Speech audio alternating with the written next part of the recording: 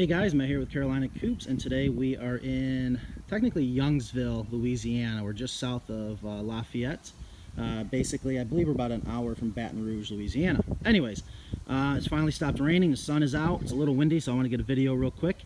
In front of you is a Carolina Coop. It is 10 foot wide, 30 foot long. That's the overall footprint. And back there in the hen house is a 6 foot deep, 10 foot wide hen house. And basically this is almost identical to, if you saw the one we did in Seattle, it's almost identical, a couple little differences. And I noticed there were some questions about this, so I wanted to answer them. So basically, first and foremost, the first thing you'll probably notice that is, for the record, I don't recommend, but at the end of the day, you know the old saying, the customer's always right. What I'm getting at is the customer wanted a complete concrete pad inside the run. And the reason why I don't agree with it is, well, why don't we just hop in?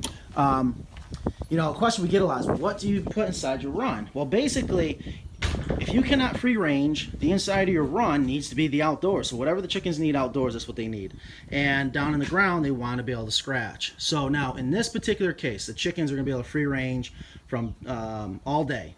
And the reason why he wanted concrete was so he can come in here and hose it down. So I said, okay, whatever. If that's what you want, then go for it. You've seen this before. This is the Chicken Guard, one of our favorite automatic doors, battery operated. Right now we have it on dusk to dawn. And one of the things we are having an issue with, which is one of the reasons why I like this particular door, is you have the option to do photocell or timer. Now, one of the issues we're having is when we get into these fancy coops, we have a transformer here that turns the power down to low voltage, which powers these soffit lights at night, make it look really nice. Well, when these come on at night and it needs to be dark out, the door is not shutting, so he's going to use the timer to shut the door at night. Anyways, everything else is pretty much the same, just one big giant run. We're about 8 foot to the peak, which is really nice to be able to walk inside your run. 1/2 inch hardware cloth. We got the run door over here. Actually, something I'm absolutely loving right now. I'm still dialing in a little bit. If you notice the water, that's why. I made a custom water bar. We got, let's see here, 1, 2, 3, 4, 5, 6, 7, 8, 9, 10 nipples. So I would say 40 chickens easily.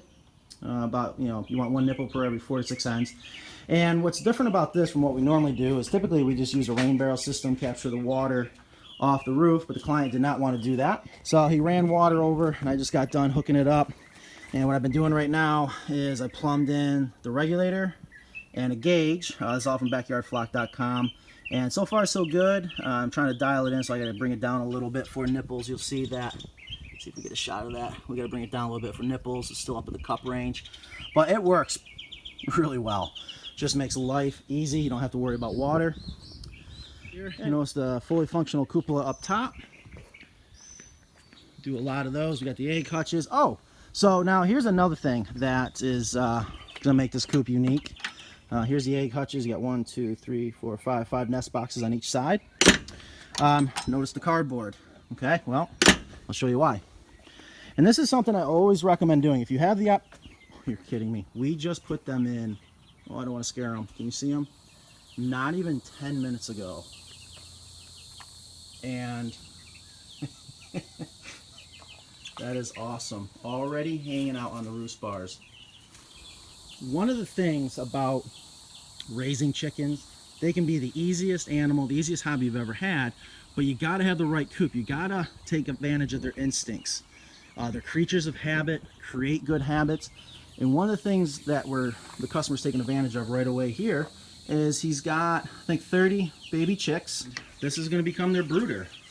Now, it's, gosh, we're almost June. Actually, it's Memorial Day today, and it's warm down here in Louisiana. He probably will bring in their, I think it's a Brincy heater. So it's not a heat lamp, it's the kind that go underneath, which I like a lot because it's very safe, kind of mimics a mama hen. Anyways, they're going to learn this is home. There's going to be no acclimation.